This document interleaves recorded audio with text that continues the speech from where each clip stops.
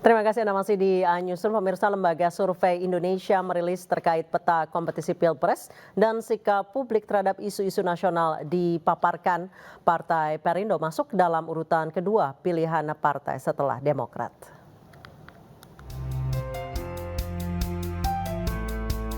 Pemilihan umum 2024 kurang dari 250 hari lagi dan masa pendaftaran calon presiden dan wakil presiden tinggal sekitar 4 bulan lagi. Dukungan elektoral terhadap para bakal calon presiden menunjukkan kian ketat persaingan. Dalam hal ini, Lembaga Survei Indonesia merilis terkait peta kompetisi Pilpres dan sikap publik terhadap isu-isu nasional. Dipaparkan Partai Perindo masuk dalam urutan kedua pilihan partai setelah Demokrat.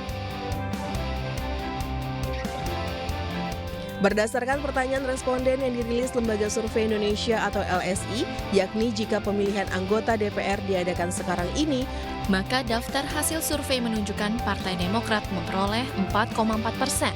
Disusul dengan Partai Perindo 4,1%, lalu P3 dengan persentase 2,5%, kemudian PAN 2,5%, dan Partai Solidaritas Indonesia atau PSI sebesar 0,9%.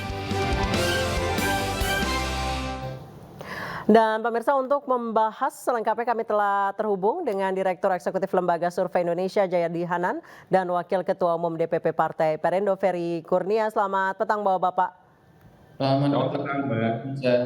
Baik, saya ke Mas Jayadi dulu. Mas Jayadi, maksudnya nomor 2 pilihan masyarakat itu dinilai berdasarkan apa, Mas Jayadi? Kalau saya kira bukan nomor 2 ya, itu kayaknya dikutip dari partai-partai papan tengah ya. Elektabilitas secara keseluruhan itu yang nomor 1 masih PDIP di angka 23%-an, lalu kemudian Partai Gerindra di angka 14-15%, baru kemudian partai-partai lain ya 6% segala macam, yang 6%-an, lalu itu sampai Nasdem, lalu Demokrat di angka 4-5%. Tapi ini udah sangat mepet di partai yang pernah 2 periode berturut-turut menjadi partai pemenang pemilu. Iya, jadi untuk pilihan partai yang ada di parlemen sekarang, ada kecenderungan hasil survei menunjukkan partai-partai yang ada di parlemen sekarang yang 9 itu cenderung punya kesempatan untuk masuk lagi. Nah, cuma menarik memang Partai Perindo sebagai partai luar parlemen yang sudah beberapa kali juga ikut pemilu, tampaknya kali ini punya kesempatan lebih besar untuk masuk parlemen, partainya Kang Ferry ini. Karena angkanya sudah melewati angka psikologis 4% ya. Iya. Tentu nanti harus dihitung margin of error, tapi biasanya partai-partai yang sudah dalam survei mencapai angka 4%-an itu cenderung punya kesempatan untuk lolos ke Senayan gitu. Baik, saya ke Kang Ferry. Kang Ferry, nampaknya popularitas Perindo semakin meningkat ini jelang 3,5 bulan jelang pemilu. Apa sebenarnya strategi yang diterapkan oleh Partai Perindo? Ya, pertama tentunya apresiasi atas survei ini dan ini menjadi bacaan bahwa masyarakat menerima Partai Perindo. Jadi ini menjadi poin yang sangat penting yang harus kita coba kuatkan lagi Mbak dalam aktivitas kita ke depan. Yang pasti tentunya yang kita lakukan tidak hanya dalam konteks bagaimana membangun struktur kelembagaan kita yang memang kuat, tapi juga menjaring berbagai tokoh-tokoh masyarakat sebagai bagian dari partai inklusif, dan juga yang terpenting adalah aksi nyata yang memang kita lakukan di dalam aktivitas-aktivitas yang ada di partai. Selama ini kan fungsi partai ini kan memang memberikan pendidikan politik, sosialisasi, bahkan sampai rekrutmen politik. Tapi yang paling penting adalah bagaimana memberikan satu kontribusi yang positif di tengah masyarakat dan kita bisa menyapa masyarakat secara langsung seperti itu. Pak Mas Jayadi, sebenarnya apa kelebihan Partai Perindo dibandingkan partai-partai lain non-parlemen, bahkan dari hasil survei mengalahkan partai parlemen? Ya, kelebihan utamanya karena popularitasnya sudah di angka 80%-an, di atas 5% ya. Partai-partai non-parlemen lainnya seperti terutama apalagi partai baru, itu umumnya popularitasnya masih di bawah 40-an%. Sementara Perindo itu dari segi popularitas itu sudah sama dengan partai-partai parlemen, hampir sama.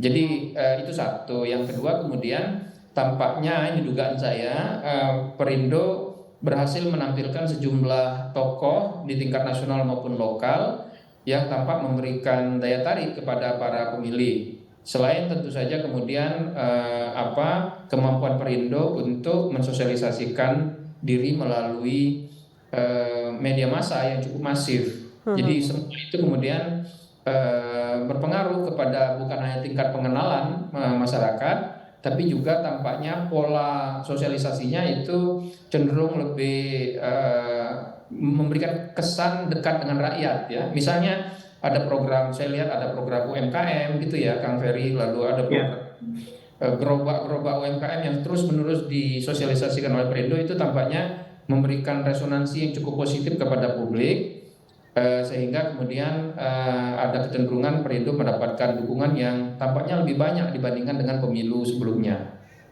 Baik, berarti aksi nyata yang dilakukan Partai Perindo ini terbukti meningkatkan popularitas Partai Perindo. Kang Ferry, selanjutnya apa yang akan dilakukan agar semakin menanjak nanti popularitasnya jelang pemilu yang tinggal menghitung hari, 250 hari lagi?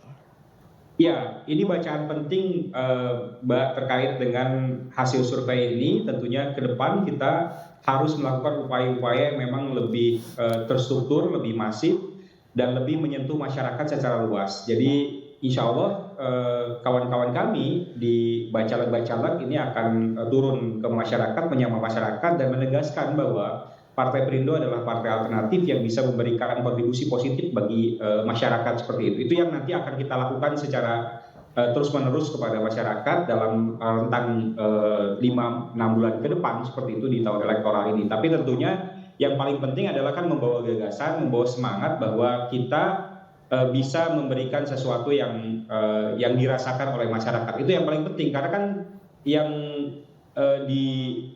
dilakukan oleh masyarakat itu yang penting terasa. Jadi kalau memang hanya sebatas wacana saja, saya pikir juga masyarakat akan menilai lain seperti itu. Nah, Partai Perindo hadir dengan karya nyatanya, dengan hal yang memang terasa seperti itu, Mbak. Baik, Mas Jayadi, jika nanti memasuki masa kampanye terbuka, apa yang bisa dilakukan partai-partai agar elektabilitasnya dan popularitasnya semakin meningkat?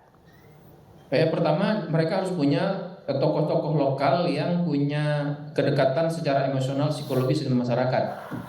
Seperti Kang Ferry ini kan, misalnya. Dugaan saya beliau ini bukan hanya tokoh nasional, tapi juga lokal, tokoh yang melokal gitu. Jadi tidak cukup misalnya kalau dia artis, tokoh nasional, ketika mau pemilu legislatif dia harus melokal gitu.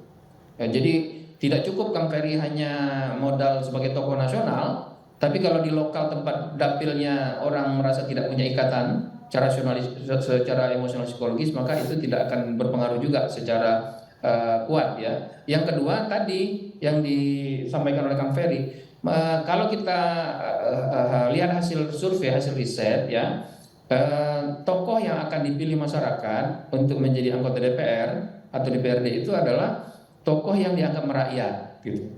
Nah, merakyat itu terjemahannya apa? Ya terjemahannya melakukan sesuatu untuk rakyat gitu. Macam-macam tuh. Kalau istilah Kang Ferry kan kerja nyata. Ya apapun lah itu terjemahan. Itu yang pertama yang dianggap merakyat gitu, dekat dengan rakyat. Yang kedua adalah yang dianggap bersih gitu.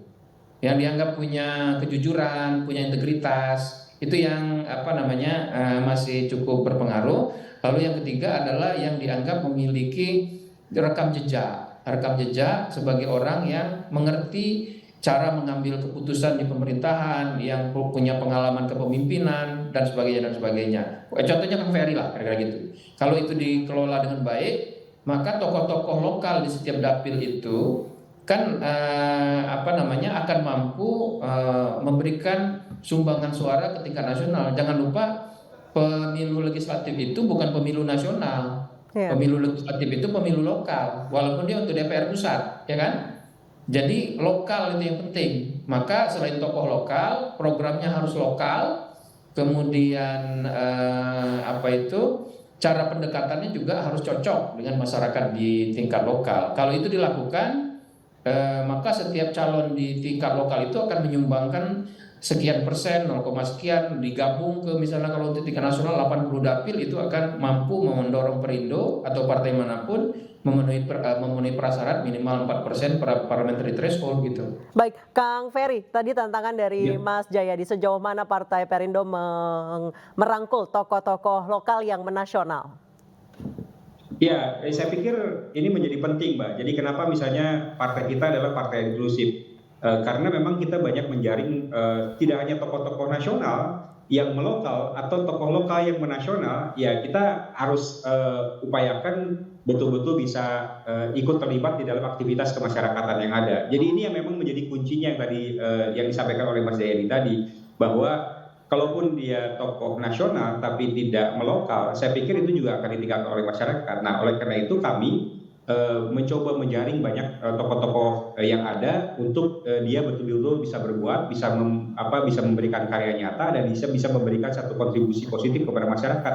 Itu yang nanti terus akan kita upayakan dalam tahun elektoral kali ini, Mbak. Ini menjadi poin yang sangat penting dan sangat strategis, dan kami di Partai Perindo punya banyak tokoh-tokoh yang luar biasa yang insya Allah akan mendedikasikan dirinya di tahun pemilu ini untuk masyarakat seperti itu. Dan tidak di tahun pemilu pun kan kami tahu berbuat. Contohnya tadi juga yang sudah diungkapkan, misalnya kita ada ambulan Perindo, ada gerobak Perindo, ada berbagai hal untuk pelatihan-pelatihan UMKM yang ada. Ini menjadi poin yang penting dan kami akan berbuat seperti itu.